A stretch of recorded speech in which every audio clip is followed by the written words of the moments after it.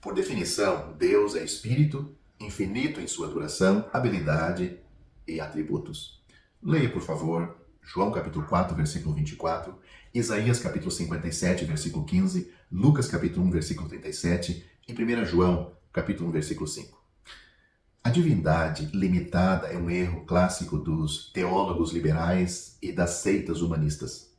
Pelo fato do Filho eterno estar em um lugar e tornar-se carne, como temos em João, Evangelho de João, capítulo 1, versículo 14, não limitou sua onisciência, onipotência ou onipresença. Ele era sempre sem começo, como temos em João, capítulo 1, Evangelho de João, capítulo 1, versículo 1, sem fim, Hebreus, capítulo 1, versículo 12, e ele era santo. Sempre foi santo. Lucas capítulo 1, versículo 35. Em Marcos capítulo 2, os fariseus se recusaram a aceitar o perdão dado ao paralítico pelo Senhor Jesus, visto que somente Deus tem esse poder. Leia Salmos capítulo 130, versículo 4. Lemos no Salmo capítulo 130, versículos 13 e 4 o seguinte: Se tu, Senhor, observares as iniquidades, Senhor, quem subsistirá? Mas contigo está o perdão, para que sejas temido. O Senhor Jesus não somente tinha o poder de levantar o paralítico da cama, mas também o de perdoar os pecados dele. Algo que somente Deus pode fazer, pelo simples fato de que ele era Deus. Marcos capítulo 2, versículo 10. Talvez os que negam que o Filho seja Deus podem alegar que ele era simplesmente um canal que fluía estes atributos, mas a fonte era só uma, Deus o Pai. É verdade que seu Deus disse a ele o que devia fazer, como temos em João capítulo 12, versículo 49, e as próprias palavras que ele deveria falar também está nesse versículo. Em João capítulo 5, versículo 19, diz: na verdade vos digo que o Filho por si mesmo não pode fazer coisa alguma se o não vir fazer o Pai, porque tudo o quanto ele faz, o Filho faz igualmente. Jesus também disse: e também o Pai a ninguém julga, mas deu ao Filho todo o julgamento. João capítulo 5, versículo 22. Vemos também Jesus dizer: porque como o Pai tem a vida em si mesmo, assim deu também ao Filho ter a vida em si mesmo. E deu-lhe o poder de exercer o juízo, porque é o Filho do homem.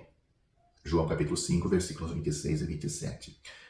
Mas temos que entender que essas verdades não indicam que ele era limitado, mas que estava sujeito ao Pai como filho, em sua humanidade. Note o que ele destaca: o Filho do homem. Tudo isto só afirma que o Pai e o Filho têm papéis diferentes na divindade. O Pai dirige e o Filho realiza o que foi programado, enquanto o Espírito Santo, capacita-o para a execução. Em João capítulo 5, versículos 19 e 20, temos o princípio da resposta de Jesus à acusação dos judeus de que se estava fazendo igual a Deus. Nesta passagem, Jesus afirma 3 coisas sobre sua relação com Deus. Primeiro, estabelece sua identidade com Deus. Ver Jesus em ação é ver Deus em ação. As coisas que faz Deus são as coisas que fez Jesus. E as coisas que Jesus faz são as coisas que Deus faz. A grande verdade fundamental a respeito de Jesus é que nele vemos Deus. Se queremos ver o que Deus sente em relação aos homens, se queremos ver como Deus reage diante do pecado, se queremos ver como Deus vê a situação humana, devemos dirigir nosso olhar a Jesus. A mente de Jesus é a mente de Deus. As palavras de Jesus são as palavras de Deus. As ações de Jesus são as ações de Deus. Em segundo lugar, esta identidade não se baseia tanto na igualdade como na obediência total. Nada do que Jesus fez surge de si mesmo. Jesus nunca fez o que ele quis, sempre fez o que Deus queria que fizesse. Pelo fato de a vontade de Jesus estar completamente submetida à vontade de Deus, é que vemos Deus nele. A identidade de Jesus como Deus não se baseia na independência de Deus, mas sim na dependência total dele. É isso que muitos não entendem. Sua identidade não está baseada na independência, e sim na submissão. Jesus é para com Deus como nós devemos ser para com Jesus. Em terceiro lugar, esta obediência não se baseia na submissão ao poder, mas sim no amor. A unidade entre Deus e Jesus é uma unidade de amor. Falamos de duas mentes que têm um só pensamento, de dois corações que pulsam em uníssono. Em termos humanos, esta é uma descrição perfeita da relação entre Jesus e Deus. O amor entre pai e filho é tão íntimo, tão estreito, que pai e filho são um. Isso ele afirmou em João capítulo 10. Existe uma compreensão tão total, uma identidade tão completa de mente, vontade e coração, que o pai e o filho são um só. Isso ele afirmou também em João capítulo 14. Em João capítulo 5, versículo 17, Jesus disse: Meu Pai trabalha até agora e eu trabalho também.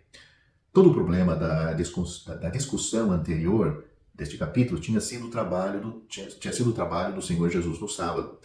Agora, deixava Jesus implícito que não era somente uma questão da sua própria atividade no sábado, mas também da atividade de seu Pai. O trabalho deles é único. Note o versículo 19 neste capítulo. Portanto, o que é atribuído de um pertence também ao outro.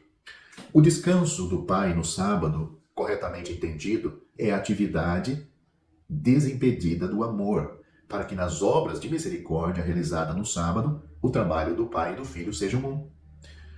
Uma afirmação desse tipo, vindo de Jesus, forneceu um terreno para que a acusação mais grave lhe fosse feita. Por isso, pois, os judeus ainda mais procuravam matá-lo, porque não só quebrantava o sábado, mas também dizia que Deus era seu próprio Pai, fazendo-se igual a Deus. Note aí Evangelho de João, capítulo 5, versículo 18. Colocando seus atos no mesmo nível dos atos de Deus, ele estava fazendo-se igual a Deus. Tal reivindicação levantou sérias questões na mente dos judeus que se dedicavam à crença e à defesa de um rigoroso monoteísmo. Assim, em um sentido bastante profundo, o ensino de Jesus, que se segue na sequência aí, João capítulo 5, do versículo 19 ao 47, é uma defesa completa do monoteísmo cristão, em que o Pai e o Filho são um. Os versículos 19 até o versículo 24, do versículo 19 ao 24, cuidadosamente explicado, provavelmente foi endereçado a um público pequeno e educado, talvez até mesmo ao sinédrio. O centro da questão é que todos honrem o Filho como honram o Pai. Note o versículo 23. Para chegar a esta conclusão, Jesus apresentou 4 etapas, cada uma iniciada pela palavra por quê. Primeiro, o Filho, em toda a sua atividade e obra, é completamente dependente do Pai, porque tudo o que o Pai faz, o Filho o faz igualmente. Isso está muito claro no versículo 19. Em segundo lugar, a união deve-se ao amor e à perfeita confiança. O fruto da união é maiores obras, porque o Pai ama o Filho e mostra-lhe tudo o que faz, e ele lhe mostrará maiores obras do que estas, para que vos maravilheis. Versículo 20. Ou seja, Deus mostraria obras ainda maiores por meio de Cristo, para que os descrentes pudessem se maravilhar. Em terceiro lugar, a unidade é evidente na grande questão da vida e da morte. Pois assim como o Pai ressuscita os mortos e os vivifica, assim também o Filho vivifica aquele que quer. Versículo 21. Evidências deste tipo de avivamento são vistas no ensino de Jesus a Nicodemos, em João capítulo 3, versículo 3, aqui nos versículos 24 e 26, na figura do pão, João capítulo 6, versículo 27, e mais especificamente na cena da morte e ressurreição no túmulo de Lázaro, João capítulo 11, versículos 25 e 26, e também pode ler João capítulo 1, versículo 4 e capítulo 3, versículo 36. E finalmente, por ser o Filho do Homem, note o versículo 27, aí de João capítulo 5, a prerrogativa do juízo que lhe foi dado pelo Pai. E também o Pai a ninguém julga, mas deu ao Filho todo o juízo.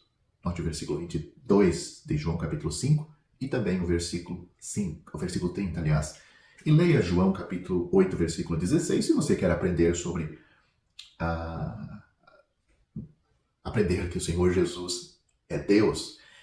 E ele fez isto para que todos honrem o Filho como honra o Pai. Versículo 23 de João 5. Possivelmente o trabalho de Cristo é trazer a vida e a luz. Negativamente, ele resulta no juízo sobre aqueles que recusam a vida e se afastam da luz. O Filho é totalmente dependente do Pai e assim está unido a ele pelo laço perfeito do amor e da confiança, para que as questões da vida, da morte e do juízo tenham uma solução perfeita. O Filho merece a mesma honra que o Pai. Na verdade, a unidade é tão perfeita que quem não honra o Filho, não honra o Pai que o enviou. Estas profundas ponderações são seguidas por um apelo caloroso e pessoal por parte de Jesus. Na verdade vos digo que quem ouve a minha palavra e crê naquele que me enviou tem a vida eterna. João 5:24. Os três verbos estão no presente: ouve, crer e tem. Todos apresentam uma realidade presente. A vida eterna começa quando se ouve e crê. Crê no Senhor Jesus. João capítulo 20, versículo 31. Além disso, devido à união descrita, crer no Pai, que enviou o Filho, é equivalente a crer no Filho. João capítulo 3, versículo 16, capítulo 6, versículo 29. A afirmação que temos no versículo 25 de João 5, em verdade vos digo, citado neste evangelho, sempre introduz uma afirmação majestosa. Leia João capítulo 1, versículo 51. Realmente é uma afirmação majestosa, pois vem a hora, e agora é, em que os mortos ouvirão a voz do Filho de Deus e os que a ouvirem viverão. A nova aliança está penetrando e removendo a antiga aliança, algo que temos no discurso do Senhor Jesus, ou a conversa do Senhor Jesus com a mulher samaritana em João capítulo 4, versículo 23. Aqueles que estão espiritualmente mortos ouvirão, e aqueles que responderem com fé viverão. O que eles ouvem, a voz do Filho de Deus, é a palavra falada. A completa revelação e consumação do resgate de Deus dos homens que estão mortos nas transgressões e no pecado. Este resgate do homem só é possível por causa da unidade da ação entre o Pai e o Filho. Porque como o Pai tem a vida em si mesmo, assim deu também ao Filho ter a vida em si mesmo. É por causa desta unidade tão evidente nas obras do Filho, nas obras do Filho encarnado, que o Pai deu-lhe o poder de exercer o juízo, porque é o Filho do homem.